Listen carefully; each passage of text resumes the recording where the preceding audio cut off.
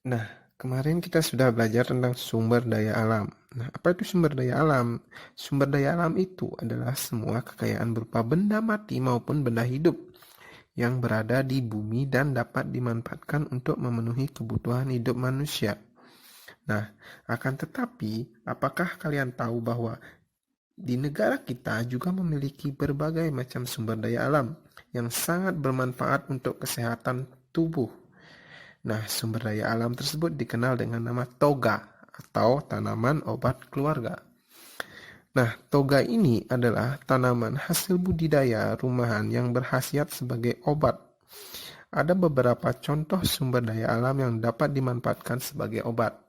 Yang pertama itu kunyit. Kunyit itu banyak dimanfaatkan oleh masyarakat di Indonesia sebagai bumbu dapur, obat tradisional, dan pewarna alami. Kunyit dipercaya berkhasiat untuk mengobati diare, masuk angin, dan kejang-kejang. Yang kedua itu jahe. Jahe adalah tanaman rimpang atau batang menjalar yang terdapat di bawah tanah yang sangat populer sebagai rempah-rempah dan bahan obat. Jahe berkhasiat untuk mengobati sakit pinggang, asma, muntah, nyeri otot, dan juga untuk menghangatkan tubuh. Yang ketiga itu adalah kencur. Kencur adalah tanaman obat yang mengandung minyak asiri.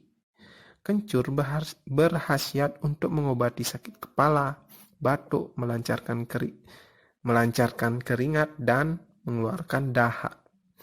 Yang keempat itu adalah cengkeh. Cengkeh adalah sejenis bunga kering yang memiliki rasa sedikit pedas. Nah, cengkeh ini berkhasiat untuk mengobati rematik, infeksi, dan menghilangkan rasa nyeri. Nah, tahukah kalian bahwa persebaran sumber daya alam tidak merata antara daerah yang satu dan daerah yang lain. Hal ini disebabkan karena beberapa faktor seperti perbedaan iklim, musim, dan keadaan geografis. Oleh karena itu, setiap daerah memiliki potensi sumber daya alamnya masing-masing. Nah, perbedaan potensi sumber daya alam ini mendorong setiap daerah menghasilkan produk yang berbeda-beda. Contohnya, daerah pantai banyak menghasilkan produk-produk perikanan.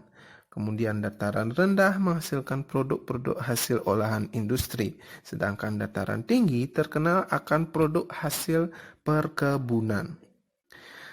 Oleh karena itu, tidak ada satupun daerah yang mempunyai sumber daya alam yang lengkap. Nah, kemudian manusia harus mengadakan pertukaran hasil sumber daya alam dengan daerah lain untuk memenuhi kebutuhannya.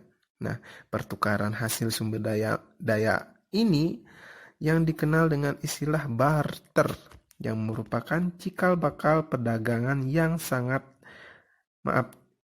sekarang kita kenal. Selain perdagangan di dalam negeri, sumber daya alam dari negara kita juga dan hasil olahannya diperdagangkan hingga ke luar negeri. Nah, perdagangan antar negara ini disebut dengan perdagangan internasional. Dengan adanya perdagangan internasional, orang dari negara lain dapat merasakan manfaat dari sumber daya alam yang dimiliki negara kita.